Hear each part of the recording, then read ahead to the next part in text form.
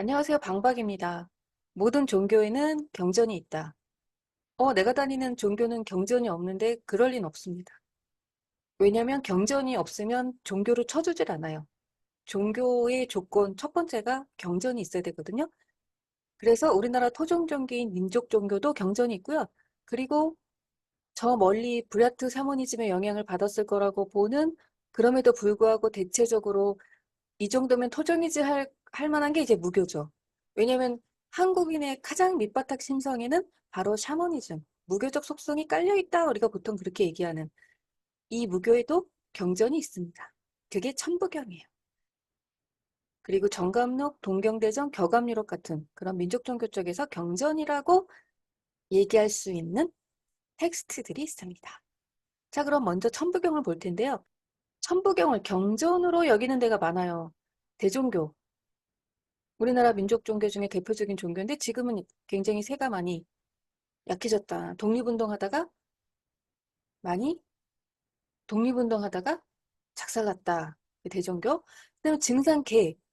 증산도 대순진리회가 대표적이지만 개라고 말하는 것으로 봐서 더 많다. 갈래 나눠진 게 많아서 몇 개인지 통계로 잘 잡히지도 않는다. 그리고 당군계도 마찬가지로 당군신을 모시는 건 다 당군계냐, 여기서부터 출발을 해서 정의가 잘 하나로 안 될 만큼 종류가 많다. 그래서 이제 개라는 표현을 썼고요. 천신교. 요게 이제 민족종교협의회의 무교를 대표해서 들어온 종교고요. 여기서 경전으로 인정하는 것이 천부경이다. 천부경은 간단해요. 왜냐면 한 장짜리예요. 경전이 한 장짜리 너무 심플하지 않아요? 한민족은 한 장짜리 경전을 좋아하는 심플한 민족이다. 아홉 글자, 가로, 세로. 모두 합쳐서 81, 81글자로 이루어져 있고요. 대신에 내용은 좀 심오해요. 첫째 줄. 물론 이제 한자로 이렇게 돼 있죠. 경전에는 이런 식으로 돼 있다고 하는데 해석으로 볼 거예요. 하나에서 시작 하나, 시작이 없는 하나. 하나에서 시작했는데 시작이 없는 하나, 뭔 말이야? 일단 첫째 줄에서부터 걸리죠. 삼국으로 나누어지나 다음이 없는 근본이다. 이런 식의 말들이 경전에 있는 거는 굉장히 보통 사람들로 하여금 멀어지게 하는, 경전으로부터 점점 더 멀어지게 하는 그런 효과가 있는데요. 이게 왜 그러냐 그러면 너무 많은 걸 담아내려고 하다 보니까 그래요. 이 그림 한번 보세요. 은하계가 요렇다 그러고 여기 뭐 지구 그럼 여기 뭐 이렇게 조그만하게 뭐 있겠죠. 이렇게 생겨 먹었대요. 그럼 그 은하계가 태양계의 전부도 아니고 거기서 또 아주 일부가 태양계고 또 그중에 또 일부가 또 지구니까. 그러니까 우리가 그 다함이란 걸 측정하기가 너무 어려운 거예요. 그러니까 옛날 사람들도 깨달으신 분들은 지구가 다가 아니야 정도는 알고 계셨던 거고, 그런데 그 시작과 끝에 대해서 감히 말할 수가 없다 보니까 이런 표현들이 나오는 거예요. 하나에서 시작했는데 시작이 없는 하나야. 아, 언제 시작했고 언제 끝났는지 사실은 잘 모르겠어. 삼극, 뭐 천지인 이런 것도 삼이고 삼위일체 이런 것도 삼이고, 이 삼이라는 숫자 되게 중요하단 말이에요. 그러니까 이렇게 셋으로 나눠지지만 그것도 또 다음이 없어. 그리고 또 그 셋은 또 하나기도 하거든요. 그러다 보니까 뭔 말이야 싶지만 이런 그림 하나 딱 보면 느낌 오죠. 느낌 아니까. 느낌 아니까. 그럼 이제 숫자가 굉장히 많이 나온단 말이야, 천부경에서는. 근데 그 숫자에 너무 이제 그 몰입을 하다 보면은 막 짜증이 날 수도 있어요. 그래서 요거는 타로 카드 같은 데서도 많이 쓰는 수비학이라고 하는 건데요. 숫자의 비밀이다 이런 얘기예요. 근데 요게 굉장히 만국 공통의 상징이에요. 보통 일은 남성으로 보고 이는 여성으로 보고 삼은 아이로 보면, 왜냐면 이제 일하고 이하고 만나서 삼 아이가 나오니까 육을 가정으로 봐. 아, 그래? 그러니까 굉장히 보편적이죠. 그럴듯해요. 왜 숫자의 비밀이란 이런 이야기들이 나온 거냐? 그럼 이렇게 생각하시면 돼요. 김춘수의 꽃에 보면요. 내가 너의 이름을 불러주기 전에 무의미한 존재인 거죠. 근데 내가 너의 이름을 불러주자마자 너는 의미 있는 존재가 되는 거죠. 그러니까 이 우주에는 많은 것들이 이미 존재해 있기 때문에 우리가 이름을 불러주지 않아도 그 존재는 존재 자체로 있는데, 근데 내가 이름을 불러주면서 그것이 나에게 와서 의미가 된 거예요. 우리가 1이라고 하니까 그 1이라는 숫자가 우리에게 의미가 된 거고, 우리가 2라고 하니까 그 2라는 숫자가 우리에게 의미가 된 건데, 이거는 우리가 의미를 만들어낸 게 아니고요. 사실은 원래부터 있던 거예요. 원래부터 있던 거. 그래서 발견이에요. 숫자 같은 경우에는 그래서 발명이라고 하지 않고요. 발견이에요. 발견. 원래부터 이 우주에 존재하는 거예요.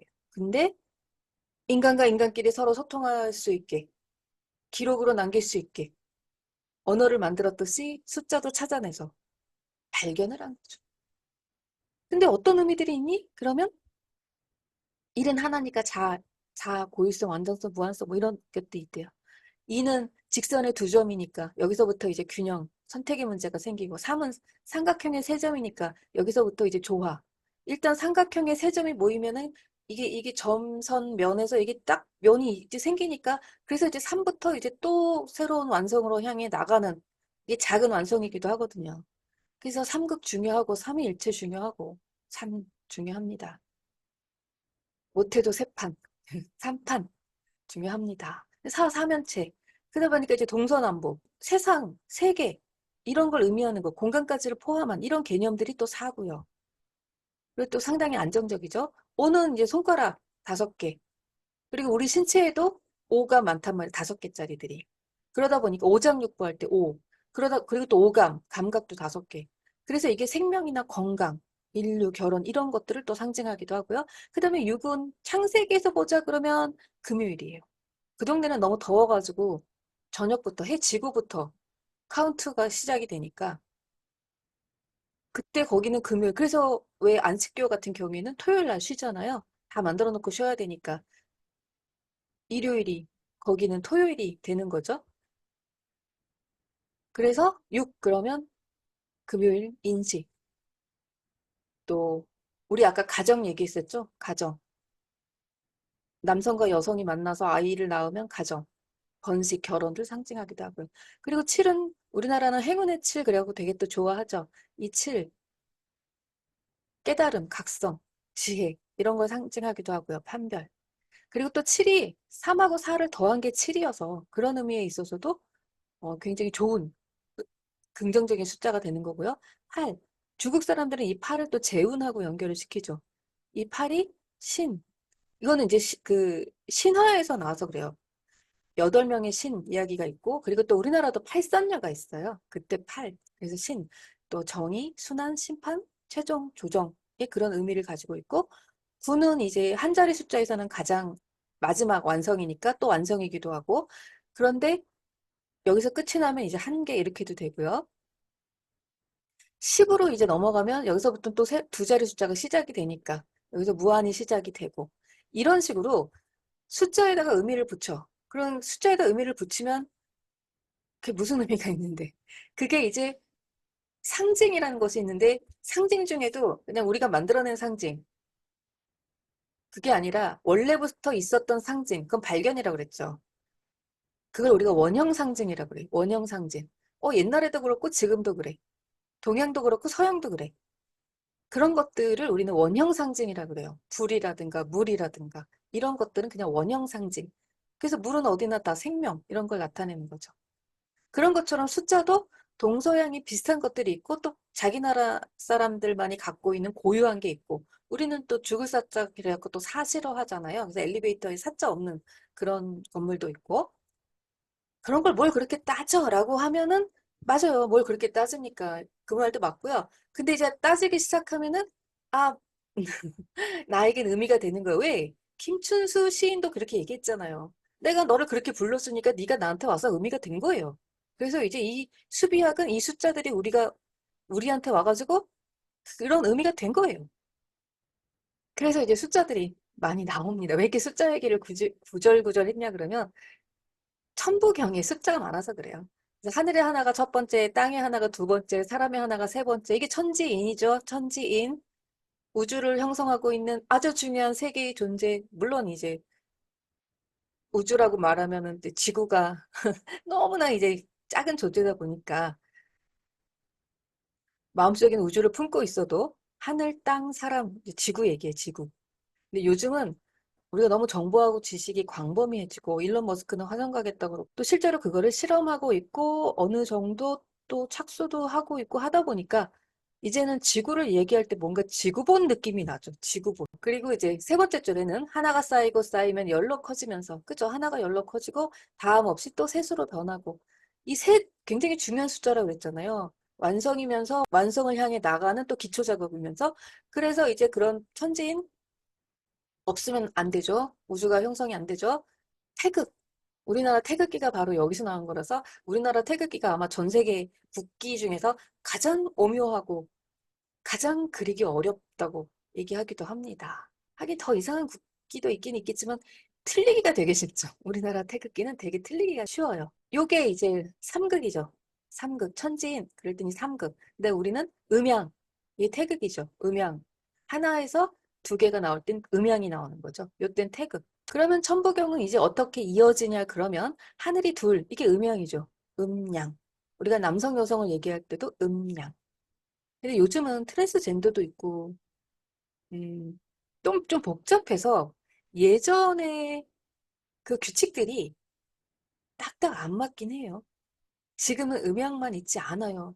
음다시 음도 있고, 음다시 양도 있고, 양다시 양도 있고, 양다시 음도 있고, 복잡합니다. 그래서 둘이 셋, 점선면 드디어 이룸이 된 거죠. 드디어 삼각형, 면의 상태가 됐죠. 셋이 됐어요. 이게 이룸이에요, 이룸. 땅이 두 번째지만 또 셋. 왜냐면 또 땅이 완성, 이룸이 되는 거고, 사람이 또 둘에 또 셋.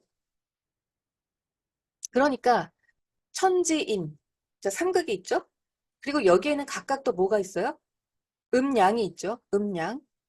음양이라는 커다란 것 속에 또 천지인이 있고요. 천지인 각각 속에도 음양이 있는 거예요. 그래서 그게 이제 이런 표현이에요. 둘의 셋이고, 둘의 셋이고, 둘의 셋이라 이런 표현 있잖아요. 둘의 셋이고, 둘의 셋이고, 둘의 셋이고, 이거 왜 이래? 왜 이래? 왜 이래? 자, 하나에서 천지인 나오면 삼극이잖아요. 삼극은 이름인 거죠. 그 이름 안에 하늘, 땅, 인. 이상하네? 하늘, 땅, 사람. 그쵸? 천지인, 하늘, 땅, 사람. 요게 있고요. 요게 각각 그러니까 음양의 셋이다. 그런 얘기예요. 큰 셋이 합하여 여섯이 되고, 뭐 이거는 그쵸 뭐. 3이랑 3이랑 합하면 6이 되고 다시 거기서 7, 8, 9이 나오는 거죠. 또 셋넷을 운영하면 5, 7 이게 순환이 된다. 그래서 이제 우리나라 그 위대한 태극기가 나온 거고요. 이 대한민국 임시의정원 때 태극기들을 보면 아 지금처럼 완전히 자리 잡기 전에는 여러 형태가 있었구나 하는 걸 알 수 있죠. 요게 지금 이제 97년 이후 현재 태극기는 이런 상태인 거고 과거에는 이렇게 이제 음량을 표현하는 데 있어서 이렇게 변화들도 좀 있었고요. 이게 음량을 표현하는 데 있어서 더 정확하긴 하겠죠. 왜냐면 꼭 끝에 물고 나와가지고 중앙으로 들어가는 건데 이게 이제 다함이 없다라는 것을 표현하기 위해서는 뭔가 딱 끊어지면 안 되니까. 그리고 이제 뭐 여러분 이제 그 학교 다닐 때 막 3, 4, 5, 6 이런 거 암기하고 뭐 그럴 때 있으셨을 거예요. 그럴 때 좀 뭐야 이렇게 복잡하게 만들었어. 그런 생각들 하셨죠. 그냥 우리 민족의 태극기가 어려운 시기에 정해지다 보니까 그 어려운 시기에는 더 생각이 많아질 수밖에 없습니다. 그리고 하늘의 뜻에 더 매달릴 수밖에 없는 거죠. 왜냐면 인간만으로 하기에는 너무 미약하거든요. 자, 그 다음에 이제 전문 7, 8, 9, 줄 어떻게 마무리가 되나 보세요. 하나가 미묘하게 전개해서 만 번 가고 만 번 오고 이 숫자에서 천만 이런 단위 오면은 많다 이렇게 생각하시면 돼요. 많다. 변화나 근본은 변동이 없다. 그렇죠. 근본은 변동이 없죠. 근본의 변동이 있으면 근본이 안 돼서 그래요. 근본은 마음의 근본이니. 그래서 이제 요즘은 마음 공부하시는 분들 많고, 나로 돌아가야 돼. 나의 근본으로 돌아가야 돼. 태양보다 밝고, 사람이 하늘과 땅의 중간에서 하나다. 그래서 이제 사람이 굉장히 또 중요하고요. 그 사람이 자기 자신을 드러낼 때 필요한 게 마음이고요. 하늘과 땅의 중간에서 하나이다. 하나에서 마치나 마침이 없는 하나다. 제가 아까 우주 사진 보여드렸죠? 어디다 마침표를 찍을 수가 없어. 그걸 언어로 표현하려니까, 그 무한함을 표현하려니까, 그냥 마침이 없어. 근데 하나에서 출발했으니까 하나는 하나야. 요게 천부경이에요. 네, 심오하긴 하지만 막 이해를 못할 정도는 아니다. 그건 아닐 것 같아요. 왜냐면 우리나라는 국기가 태극기다 보니까 어릴 때 태극기 그리면서 그래도 우주의 변화, 생성 원리 이런 데 조금 익숙하긴 해요. 그래서 하늘, 땅, 사람 이게 이제 천지인이고 그리고 또 뭐 우리가 그 괴를 그릴 때 이렇게 이제 팔괘를 그리죠. 중요한 게 물, 불 이런 것까지 이제 같이 들어가줘야 또 중요하잖아요. 이게 어렵긴 어려워. 우리나라 태극기가 이런 식으로 해, 달 이렇게도 표현하고 그다음에 이제 팔극으로도 표현을 하고 이게 천부경이구나. 자, 그다음에 이제 정감록. 정감록은요. 이게 예언서로 되게 유명한데 이 예언 내용이 오늘날에도 영향을 미치고 있다라고 보시면 돼요. 일반인들한테도 영향을 되게 많이 미쳐요. 계룡산 아래 도읍할 땅이 있으니. 그래? 계룡산? 그래서 세종으로 갔나? 계룡이랑 가까우니까? 이런 생각 드시죠? 정씨가 나라를 세우리라. 그래가지고 이제 대선 때마다 이 정씨가 한 분씩 나오는 그런 에피소드를 가진 나라가 됐죠. 근데 이제 정씨가요, 이씨만큼 오래 가진 못하나 봐요. 이씨는 500년 갔죠. 조선 왕조 500년 갔죠. 그래도요, 밝은 군주와 의로운 임금이 연이어 나온대요. 세상에 운이 돌아올 때를 만나 불교를 크게 일으키고 현명한 재산과 지혜로운 장수, 고승, 선비가 왕국에 많이 나서 그래서 이제 정감록을 보면 여기 유불선 사상이 다 있구나. 불교, 고승, 불교죠? 선비, 이 유교죠? 그리고 이제 풍수지리 같은 건 도교죠? 근데 유불선 사상이 같이 있다고 보시면 돼요. 우리는 종합선물 세트 좋아하죠. 뭐 이렇게 배척하고 뭐 안 받아들이고 이러기보다는 다 받아들여. 다 받아들여서 융합을 시키는 게 우리 민족의 또 특징이기도 합니다. 그래서 한 시대의 예약을 찬란하게 장식하리니 세상에서 드물게 보는 일일 것이다. 그래서 지금 현재 유튜브에서 이제 우리나라 예언한 것들 보면은 이제 우리나라가 세상의 중심이 될 거야 이런 예언들이 굉장히 인기를 끌고 있습니다. 물론 그렇게 된다 그러면 저야 한국인이니까 좋죠. 그때까지 우리가 살 수 있겠죠? 요즘 너무 가속도가 붙은 시대라서 되게 후딱후딱 진행이 되는 것 같아요. 그래서 이 정도령은요, 되게 재밌어요. 예전에 정주영 씨, 현대회장, 초대 회장이죠. 대권 도전할 때도 나왔고요. 그리고 그 아들 정몽준 씨도 지금 축구협회 회장이고 욕을 되게 많이 먹고 계신 것 같은데 대권 도전할 때 나왔고요.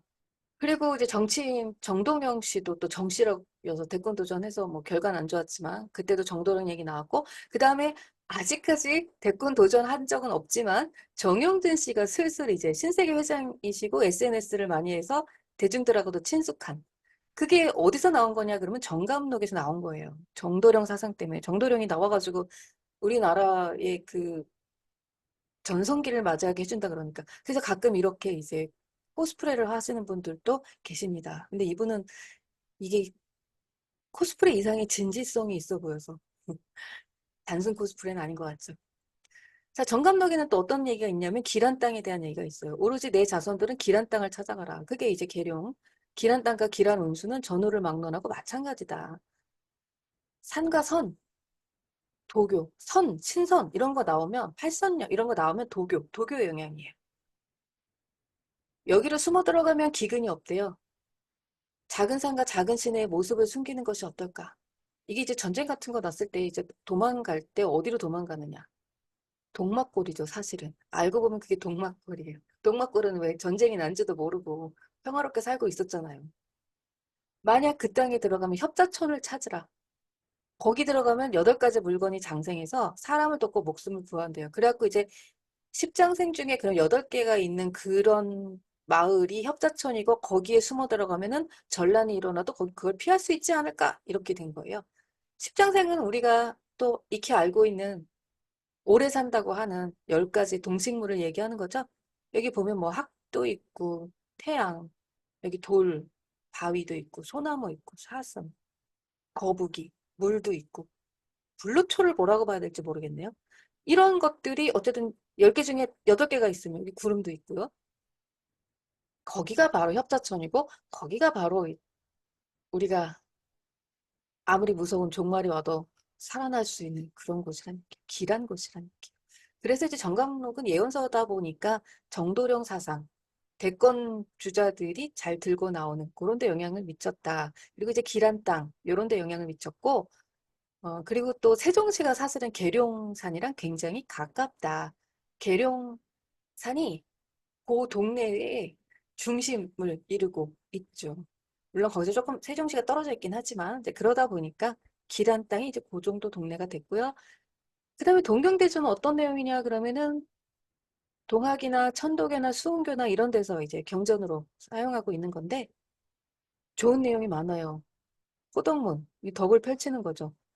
저 옛적부터 봄과 가을이 갈아들고 사시가 성하고 원래 우리나라가 사계절이 뚜렷한 나라로 유명한데 지금은 여름이 좀 덥네요. 그러다 보니까 그 봄, 가을이 좀 아쉽게 빨리 간다 뭐 그런 게 있네요. 그래서 이제 성하고 세함이 옮기지도 아니하고 바뀌지도 아니하니 이 또한 그러니까 이게 사시사철 사계절이 굉장히 정확하게 우리나라에 찾아와 갖고 이게 딱 12달을 4등분 해가지고 3개월씩 딱딱 맞아 들어가야 되는데 이게 좀 잘 안 되는 경향이 요즘 있습니다. 기후변화 때문에. 그래서 이 또한 한울림 조화. 한울림이 하나님, 하느님 다 같은 거죠. 하늘님 조화의 자치가 천하에 뚜렷한 것이다. 우리는 하느님, 하나님, 야훼, 여호와 이렇게 부르는 그 우리 고유어가 이제 한올림이다 이런 거죠. 우리나라가 참 사계절이 뚜렷한 나라인데 요즘 좀 아쉽습니다. 요즘 좀 올 여름만 하더라도 폭염이 너무 오다 보니까 음, 이러다가는 우리도 우기가 있는 나라가 되는 거 아닌가? 뭐 이렇게 돼버렸죠. 또 뭐라고 돼 있냐 그러면 사람은 군자가 되고 군자, 유교 영향이죠. 군자. 학은 도덕을 이루었으니 도는 천도여 덕은 천덕이라. 하늘의 도와 하늘의 덕을 익힌 사람이 군자. 유교의 끝장은 뭡니까? 군자가 되는 거잖아요. 군자가 되면 더 이상 바랄 게 없는 거예요. 그래서 아침에 도를 들으면 저녁에 죽어도 좋다 같은 어마어마한 문장이 나오는 게 유교죠. 우리는 아침에 도를 깨달아도 그 도를 가지고 더 오래 살아야 되지 않나 뭐 이런 생각들을 하실 텐데 그 정도로 사실은 도달하기 어려운 것이 또 도고 군자가 되는 길이죠. 그리고 이제 요런 식의 스토리성도 있어요. 어떤 신선의 말씀이 있어 문득 귀에 들리므로 놀라 케어 물은 즉 대답하시기를 두려워 말고 두려워 말라. 이 반복을 통해서 강조를 했네요. 세상 사람이 나를 상제라 이르고는 상제 하느님 하나님 여호와 야훼 한 올림 최고를 얘기하는 거죠. 최고. 너는 상제를 알지 못하느냐. 그 까닭을 모르니 대답하시기를 내 또한 공이 없으므로 너를 세상에 내어 계시받는 장면인 거죠. 경전은 어떤 특징이 있어요? 계시를 받는 장면이 있어요. 계시를 받는 장면. 이 법을 가르치게 하니 의심하지 말고 의심하지 말라. 반복을 통한 강조네요. 묻기를 그러면 서도로서 사람을 가르치리까? 서도? 이거는 서양을 이야기하는 거니까 당시에 기독교가 이미 전파가 된 상태였고요. 이미 서구의 문화가 문물이 굉장히 발달해 있다는 걸 안 상태에서 나온 거죠. 그랬더니 아니래요. 나에게 영부가 있으니 아주 영험한 영적인 그런 기록이 있어요. 그게 선약, 그 형상은 태극이요. 이거 우리나라 태극기 된 거 아닙니까? 태극기. 그 형상은 궁궁이니. 이 이제 궁자 자체가 걔도 이렇게 태극 모양으로 보인다고 그래요. 한자 궁궁. 나의 영부를 받아 사람을 질병에서 건지고 우리가 사실 건강하면 뭐든 할 수 있습니다. 나의 주문을 받아 가르쳐서 나를 위하게 하면 너도 또한 장생하여 덕을 천하에 펴리라. 그래서 주문을 받아서 뭐를 폈습니까? 기록을 해서 동경대전 만들었죠. 천도교 교기가 궁을기라 그래서 이게 상징화 시킨 거죠. 천도교가 그러면 이제 수은이 생각이 나는 거고. 그래서 수은 체제로 이렇게 이제 생가를 보존하는구나. 학문에 대해서는 뭐라 그랬냐? 도가 같다고 말하면 서학이라고 이름합니까라고 또 왜냐면 그 당시에 워낙에 우리 민족 종교가 19세기 말 태동을 했단 말이에요. 물론 그 전부터 민중의 움직임들은 있었지만 그 결집체 결과물이 19세기 말에 나오니까. 근데 그때는 이미 서양의 문물이 들어와서 너무나 놀랍네? 이런 것들을 경험하고 있었죠. 식자층에선. 그리고 민중들도 우리나라가 굉장히 강국들 속에서 바람 앞에 촛불과 같은 운명이구나. 이거를 깨닫고 있었으니까 자꾸 서학이니 서도니 이런 말이 나오는 거죠. 그러니까 그 서학이에요? 그러니까 아니래요. 그렇지 아니하다. 내가 또한 동에서 나서 동에서 받았으니. 왜냐면 서학이라고 했을 때 상대적 개념으로 우리는 동쪽이 돼서지 동학이 되는 거죠. 이제 유럽 쪽에서 나왔으니까. 지금이야 미국이 워낙에. 미국도 결국은 이제 영국이나 기타 등등에서 건너간 거니까. 그쪽이 서쪽이면 우리는 이제 동쪽이 되는 거죠. 단지 이제 지구는 둥그니까 자꾸 걸어 나가면 온 세상 다 만나긴 하는 거죠. 근데 도는 비록 천도나 하늘의 도나 학은 즉 동학이라. 동쪽의 학문이야. 그 천도는 다 똑같아. 천도는 다 똑같아. 우리나라에만 영향을 미치는 게 아니라 천도는 서양에도 다 영향을 미쳐. 그런데 학문으로 따지면 그건 동학이야. 그건 우리 거야, 우리 거. 동학이야. 그리고 땅이 동서로 나뉘었으니 서를 어찌 동이라고 이르며 동을 어찌 서라고 이르겠어. 그러니까 유럽 그쪽은 서쪽이고 우리는 동쪽이지. 공자는 노나라에 나서 추나라에서 돌을 폈기 때문에 추로의 풍화가 이 세상에 전해온 것이거늘. 그렇죠. 추나라, 노나라에 거기에 풍토가 우리나라까지 왔고, 물론 우리나라에 와서 또 토착화가 됐지만, 마찬가지로 우리나라에서 난 거니까 우리 돈은 이 땅에서 받아 이 땅에서 폈으니까 이거는 동학이야. 이렇게 된 거죠.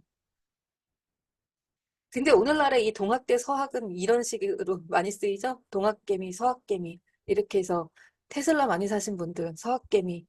근데 우리나라 주식 삼성전자 뭐 동학개미들의 이제 대표 주식이 되고 그래서 오늘날에는 동학서학을 갖다 이렇게 일상어가 됐는데 어디서 나온 거냐 그러면은 바로 저 동학에서 나온 동학. 우리나라의 학문. 그게 동학입니다. 당시 이제 전봉준이 동학을 일으켰을 때의 그림인 거죠. 그리고 서양 학문이 들어왔을 때 굉장히 깜짝 놀랐던 이 선비들이 뭐야? 인간은 평등하다고? 뭐야? 세상은 넓고 진리는 보편적이네?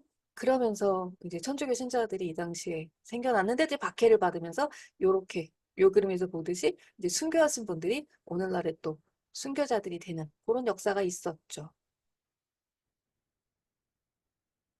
그 우리나라 천주교는 좀 특별한 게요. 중국에 가서 직접 우리가 갖고 와요. 왜냐면 새롭기 때문에 그래서 그 서학과 서양 종교와 그리고 서양 기술 또는 과학 기술에 대한 기록들, 이런 것에 그 당시 깨어있는 선비들이 놀라는 거죠. 그러면서 우리 이거 받아들여야 되겠는데? 뭐 이렇게 하면서 이제 받아들입니다. 스스로 찾아서 땡겨와서 받아들입니다. 그리고 또 어떤 게 있느냐? 덕을 닦으려면 이니 예지는 옛 성인이 가르친 바 유교죠. 수심정기, 내가 다시 정한 것이니라. 근데 이니 예지 같은 유교적 덕목도 물론 있지만 내가 다시 정한 것도 있다? 어디에? 동경대전에. 한 번 입도식을 지내는 건 하늘님을 길이 모시겠다는 중한 맹세요. 그러니까 이제 요거 세례 받는 거랑 마찬가지인 거죠. 세례를 받으면 그런 모든 의심을 깨쳐버리는 것은 정성을 지키는 까닭이라. 의간을 바로 갖추는 것. 그러니까 뭐 이렇게 보이는 게 뭐가 중요해라고 얘기할 수 있어도 군자잖아, 군자. 군자는 형식도 중요합니다. 형식과 내용은 일치하는 거니까. 그러니까 말하지 않고 알아주길 바라면 안 됩니다. 군자가 아닙니다. 길에서 먹으며 뒷짐지는 거. 그 오늘날로 따지면, 아니, 우리는 뭐 길에서 많이 먹고, 아니, 뭐 뒷짐 질 수도 있지. 근데 그렇게 못했어요. 왜냐면 그 당시에 예에서 보자 그러면 그거는 군자의 행동이 아니어서. 그래서 이제 천한 사람의 버릇이다 그래갖고 좋아하지 않았습니다. 그래서 이런 것들은 그냥 시대적 상황이라고 생각하시면 돼요. 그 오늘날로 따지면 군자들은 길거리 음식 앞을 지나갈 때 어떻게 합니까? 먹으면 안 되나? 이런 생각할 텐데 우리나라 길거리 음식도 맛있는 게 많지 않습니까? 떡볶이, 순대, 튀김 이런 거 군자도 드셔야죠. 그래서 이제 한울림, 수은이 게시를 받아서 썼다라고 이야기를 하고 있죠. 왜냐면 상제가 나한테 와서 알려준 거죠. 그래서 내가 받아 썼죠. 그게 뭐야? 동경대전. 사람이 바로 한울이니 사람 섬기기를 한울같이 하라. 이게 민심은 천시민이 이렇게 해서 나온 거죠. 일하는 한울림. 사람이 한울림이고 내가 신이야. 여기서 굉장히 영적인 거예요. 지금 현재 영성이랑 또 만나는 거고요. 그리고 그게 성서에 나오는 내 안에 신 있다? 내 안에 성전 있다? 이렇게 말하는 것랑 같은 거죠. 그래서 하느님, 하늘님, 단군, 임금님 같은 말이에요. 같은 말. 왜냐면 단군도 알고 보면 하늘에서 온 사람의 그 DNA를 갖고 있는 거니까. 자, 그 다음에 또 어떤 구절이 있냐 그러면 동경대전에 그러함을 미루어보면 기연은 기연이나 이거 연이 있는 거죠. 그렇지 않음을 찾아서 생각하면 불연은 불연이라. 이것도 인연이 아닌 거예요. 왜 그런가? 태고의 천황씨는 어떻게 사람이 되었으면 어떻게 임금이 되었는가? 중국 천황씨 원래부터 있었대. 그러면은 어디서 온 거야? 이렇게 되는 거죠. 어디서 온 거야? 근본이 없네? 어디서 왔는지를 모르니까. 그럼 근본이 없어? 아니, 그렇다고 해서 아, 그 사람은 근본이 없어. 그러니까 불연이야. 이렇게 이르지 않겠는가? 그 말이 안 되죠. 세상에 누가 부모 없는 사람이 있겠는가? 그 우리가 이제 자꾸 뿌리를 찾고 막 그 DNA를 검사하고 이러는 거는 뿌리가 중요한 거고 그건 결국 부모, 조상, 그 DNA 이거란 말이에요. 내 피를 따라서. 우리 전통이란 게 이제 바로 그렇게 혈연 중심으로 많이 이야기를 한단 말이에요. 그랬을 때 부모가 없는 자식이 어딨어? 그것도 맞는 말이야. 그러니까 기연은 기연이야. 다 연이 있어야 돼. 그런데 아 태고에 처음부터 있었던 그런 천황씨 같은 사람은 그럼 어떡할 거야 그 사람은? 그러니까 그 사람은 없어도 부모가 없어도 원래부터 있었던 존재도 있어요. 그래서 이제 불연은 불연이라 이 말이에요. 세상에 누가 부모 없는 사람이 있어. 그 선조를 상고하면 그렇고 그렇고 또 그런 까닭이다. 그러니까 그 부모의 부모의 부모의 부모 부모 이렇게 계속 올라가면 다 있어.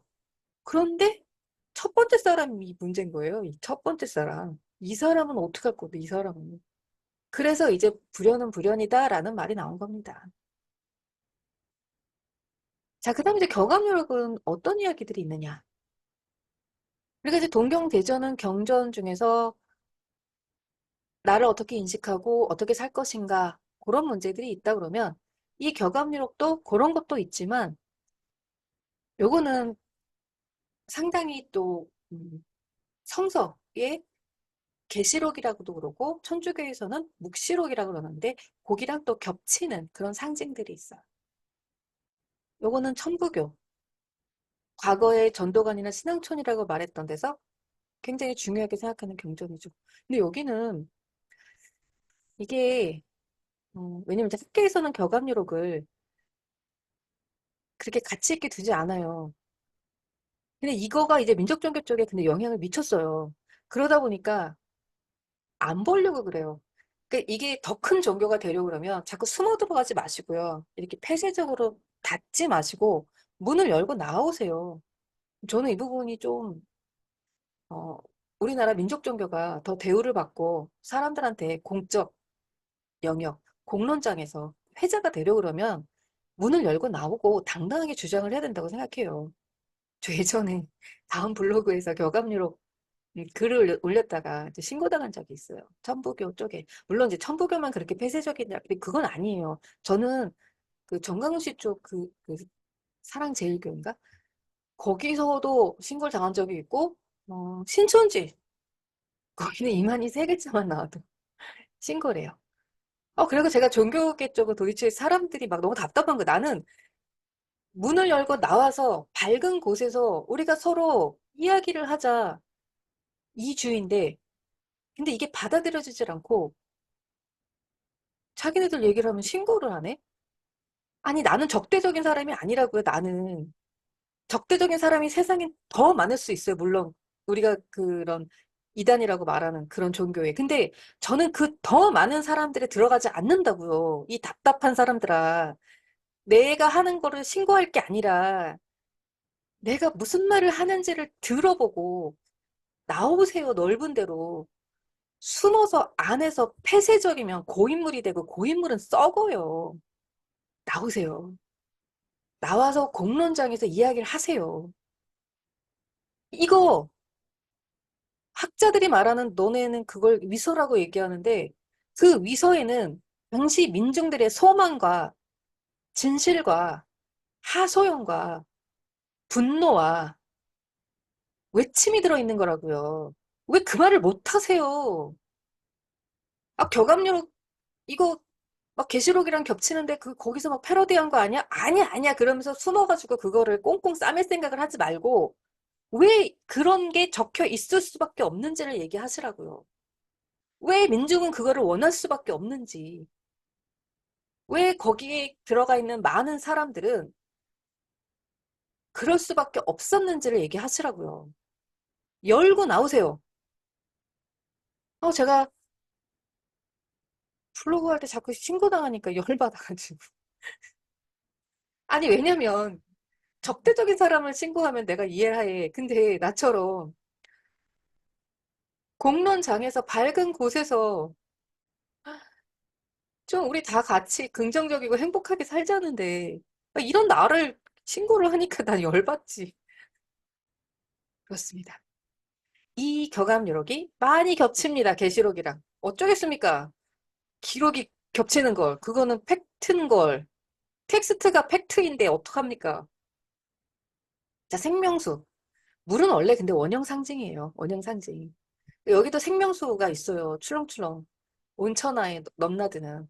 이 하늘의 우물이 석정수가 있는데 요거 한번 마시면 수명 늘고 늘어서 불사영생합니다. 자, 그런 것처럼 계시록, 묵시록에도 있습니다. 목마른 사람과 생명의 물을 원하는 사람에게 거저주고 이 생명수 물을 마시는 사람은 영생합니다. 이거 원형 상징이에요. 원형 상징. 물이 가지고 있는 인류 보편의 속성. 그래서 이 생명수를 하나님의 교회에서 굉장히 중요하게 생각하고 신천지에서 굉장히 중요하게 생각하다 보니까 뭔가 생명수를 얘기하는 쪽은 다 이단 같은 느낌적인 느낌 때문에 약간 금기어가 된 것 같은 게 있어요. 정통이나 이단이냐 이렇게 나누는 것도 사실은 굉장히 자의적이고 권력적이어서 권력을 어디서 가지고 있느냐 이런 문제가 있다 보니까 저는 이거 다 인정하지 않아요. 기존 종교가 또는 제도 종교가 이단이라고 명명했다고 해서 이단이야 이렇게 생각하진 않아요. 왜냐면 시간의 흐름이라는 게 있고요. 시간이 흘러가지고 경전이 더 다듬어지고 또 사람들이 사회에 공공선에 기여를 하면 그러면 또 제도 종교가 될 수 있는 거거든요. 그러니까 이 사회의 공공선에 기여를 하면 그리고 그 보편적인 그 부분에 대해서 우리가 서로 공유하고 연대하면 그러면 제도 종교가 될 수 있는 거예요. 제발 문 닫고 들어가지 좀 마세요. 그리고 신고하지 마시고요. 신고하지 마세요. 자, 여기 보면 이제 빛이 있어서 해와 달이 필요 없음이라는 게 있는데요. 그건요. 과학적으로 생각하시면 안 되고요. 이런 비유와 상징들은 과학의 영역이 아닙니다. 토끼 같은 자식, 여우 같은 아내라고 얘기했다 그래갖고 내 아내는 액면 그대로 여우고 내 자식은 액면 그대로 토끼 아닌 거 아시죠? 그런 거예요, 그런 거. 그런 거. 자, 낮에 햇빛이 다시 비치지 않으며 밤에 달빛이 비치지 않아. 왜 그러냐 그러면요. 일곱 색깔의 보석이 비추고요. 그리고 워낙에 이제 진리가 있는 땅이다 보니까 그 진리 자체가 또 그 하나님 있고 예수님 있고 그러면 그거 자체가 빛이니까. 그래서 이제 열방 사람들이 온갖 나라의 많은 사람들이 그 빛을 바라보고 복된 땅 거기 온다 이거예요. 자, 그런 것처럼 계시록이도 계시록. 그 도성은 해도 달도 비출 필요가 없다.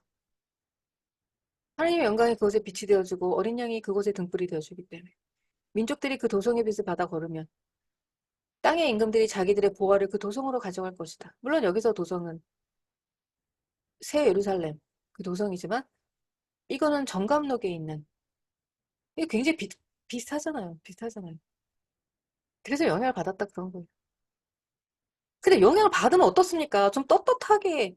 아, 나 참, 요 부분이 진짜 좀 마음에 안 들어요. 당당하고 떳떳하는, 그렇게 안 하면 우리 문화가 계속해서 되게, 아, 우리는 막 학급이야, 막 이렇게, 아니, 우리나라 문화라고 다 학급이겠습니까? 그리고 그 동네, 저 동네 문화라고 그래가지고 거기는 다 창조적이겠습니까? 아니라니까요. 그래서 제가 왜 고대 종교를 왜 하냐 그러면, 거기서 그 조로아스터교에서 나왔다고요. 유대교도. 그 유대교에서 기독교 나온 거고요. 그 기독교 영향 우리 받은 거고요. 우리 민족종교에서 받은 거고요. 받은 건 받은 거라고 인정하고요. 그럼 뒤에 받았으니까 그러면 그거는 쪽팔릴 일이냐. 뭐 그 뒤에 받았다고 쪽팔립니까? 우리의 때가 오려나 보죠. 이렇게 넘어갑니다. 자, 선택된 사람들만 축복을 받습니다. 다시는 달에 이지러짐이 없고 밤이 없는 광명시대라. 당대 천년임을 사람마다 깨닫고 성인을 꾀하는 사람은 살고 세상일을 꾀하는 사람은 죽는다라고 이렇게 격암록이 되어 있고요. 거기 또 계시록에 보면 거기 밤이 없고 도성에 들어가지 못하고 기록된 사람만 들어가고 천년 동안 다스리고 이런 이야기들이 있습니다. 그러니까 살 사람은 살고 죽을 사람은 죽고 밤이 없는 시대고 천년의 다스린 시간이 있고 이런 것들이 또 겹칩니다. 그리고 또 보석으로 만든 도성, 금은보석. 사천리 성을상을 12대문 만들고 수정으로 만든 유리구에 금으로 만든 거리. 요게 그대로 격암 요렇게 있어요. 어떡하겠습니까? 요게 그대로 계시록 내용이 거기도 성벽이 벽옥으로 되어 있고 유리 같은 순금이고 온갖 보석으로 꾸며져 있고 그래서 그 12가지 보석으로 된 그 도성을 이렇게 이제 그림으로 그리기도 하고 이렇게 해서 만들기도 하는데 이게요. 비율을 이렇게 현실화시키면 이렇게 유치해지죠. 유치해지죠. 아, 그만큼 값지고 소중하다는 얘기지. 요것도 막 이렇게 12대문 이런 식으로 12대문 도성 이미지 이렇게 진짜 그려놓으면 엄청 유치해지죠. 왜 그렇습니까? 비유와 상징 같은 거를 그대로 액면 그대로 사실화시키면 유치해진다. 자, 그리고 이런 대목도 겹칩니다. 하늘의 정역으로 된 기이한 조합법이 선도를 바르게 하고 신선선, 도교 영향 있죠. 그것이 또 하늘에 속하니 12,000 12파라. 12,000에 12에 또 어디서 많이 익숙하네? 여기서 익숙하죠. 계시록 또는 묵시록에 인장을 받으니까 14만 4천. 12,000이 12파면은 14만 4천. 겹치네? 12지파. 모든 지파. 요렇게 겹칩니다. 근데 또 우리가 또 원래 전통적으로도 12,000 봉이 있어. 금강산 12,000. 뭐 12,000 또 중요하게 생각해요. 왜냐면 12라는 숫자가 4하고 3, 요걸 곱하면 4, 3, 12, 12. 그러니까 4나 3이나 되게 좋은 숫자잖아요. 갑자기 화면이 바뀌었죠. 녹화하다 말고 외국 갔다 왔어요. 결론은 우리나라가 최고예요. 그리고 또 그동안 너무 더웠죠. 모두 무탈하셨나요? 오늘은 좀 낫네요. 금강산 12,000보까지 했는데 우리나라도 이렇게 12,000이란 숫자 좋아한다. 요런 얘기 했고요. 그 다음에 예언서 그러면은 심판의 날이 또 빠지질 않죠. 자, 마찬가지로 격암 유록에도 한 번에 딱 안 되네요. 격암 유록에도 심판의 날이 있어요. 나는 불은 들어올 수 없으니 도인을 찾으라. 누굴 찾아야 하네요? 해와 달이 빛을 잃으며 별이 우박처럼 떨어져 산과 바위에 몸을 숨기리라. 그런데 그거랑 굉장히 유사한 구절이 역시 계시록, 묵시록에도 있습니다. 하늘의 별들은 무화과 나무가 거센 바람에 흔들려 설익은 열매가 떨어지듯 땅으로 떨어졌습니다. 저 별들이 떨어지고요. 모두 동굴과 산 바위 틈에 몸을 숨기라. 이런 말이 있죠. 사실상 우연히 겹쳤다 하더라도 이상하지 않을 만큼 굉장히 보편적 이미지를 차용하고 있는 건 맞아요. 요 그림이 바빌론 도성을 3D로 복원한 그림이라 그러는데요.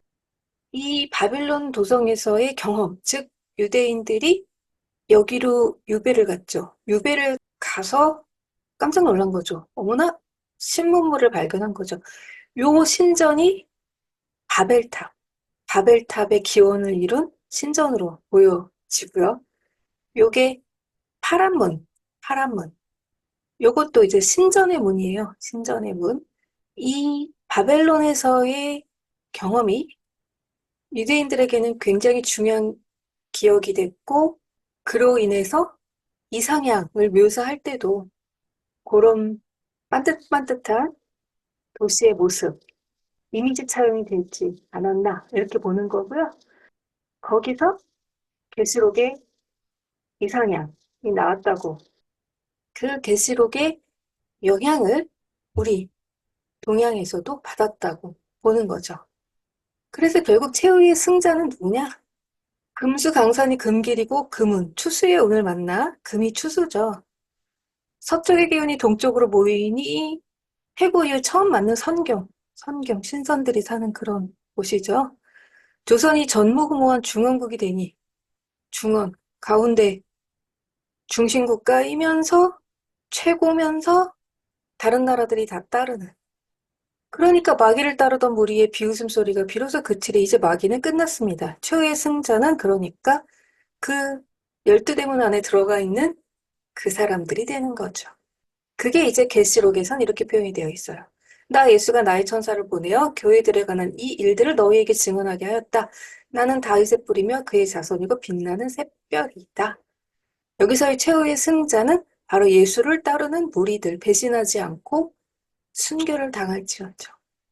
예수의 이름을 부인하지 않았던 그 사람들이 최후의 승자가 되는 거고요. 격암유록에서는 마귀를 따르지 않고 그리고서 그 심판을 피한 그런 조선의 12,012파 사람들이 최후의 승자가 되는 거죠. 그래서 이제 우리나라에서는 이 10이란 숫자랑 관련이 돼서 12국 주장설도 있긴 있어요. 한당구기 같은 경우에는 이건 좀 너무하지 않아? 라고 생각할 만큼 원래는 다 우리 한민족의 조상, 거기서부터 다 온 거야. 그래갖고 이제 환국이라고 얘기를 하고요. 이렇게 돼서 여기가 배달 문화가 우리나라지만 사실은 이게 사실은 다 이게 다 여기서 나간 거고 이게 한국이 어디까지 가냐 그러면 여기 유럽까지 가고 아유 근데 잘 모르겠습니다. 이게 수메르 문화, 인더스 문명 이런 것도 사실은 알고 보면 다 우리 배달 문화 이거랑 다 관련이 있다라고 얘기를 하는데 이렇게까지 보기에는 조금 무리가 있지 않나라는 생각이 들지만 이걸 예전에 아주 오래된 아주 인기 있었던 이현세라는 그 만화가가 이거를 만화로 그린 적이 있고요. 저는 그때 너무 심취해가지고 그거를 이제 꽤 긴 대하 시리즈였는데 다 보긴 봤어요. 보면서 웅장해지긴 했는데 그냥 가슴이 웅장해지기만 했어요. 저는 그걸 사실로 믿기는 조금 어렵고요. 한남국의 책도 있습니다. 종교의 세계랑 사실의 세계는 좀 차이가 있죠. 사실의 세계는 객관적으로 검증이 된 이런 세계인 거고, 종교의 세계는 믿음의 세계다 보니까 한두 개만 우연히 맞아 떨어져도 그 믿음이 증폭되는 그런 현상이 있죠. 그렇기 때문에 그 믿음의 세계를 우리가 바타부타 건드리기는 어렵지만, 어려움에도 불구하고 우연히 필연이 되고, 필연이 사실이 되려면 더 많은 검증과 더 많은 다수의 연구와 더 많은 자료가 필요합니다. 그렇기 때문에 전 그냥 요것만 소개할게요. 한당고기는 어마어마한 한민족 배달 문화 중심의 세계관이고 그것이 민족 종교 쪽에서는 왜 우리 민족이 앞으로 다가올 미래에 다시 역사의 주인공이 될 수밖에 없는지에 대한 배경이 되기도 합니다. 여기까지 얘기하고요. 그러면 혹시 질문 있으시면 댓글에 남겨주시면 제가 아는 한도 내에서 답글 달아드릴게요. 이게 우리나라 종교에서 사용하고 있는 대표 경전이다. 그 정도 맛보기로. 더 깊은 걸 원하신다면 그거는 각자 우리나라 민족 종교 쪽도 홈페이지가 있어요. 거기서 직접 알아보시는 것도 한 방법이고요. 그러면 빠이.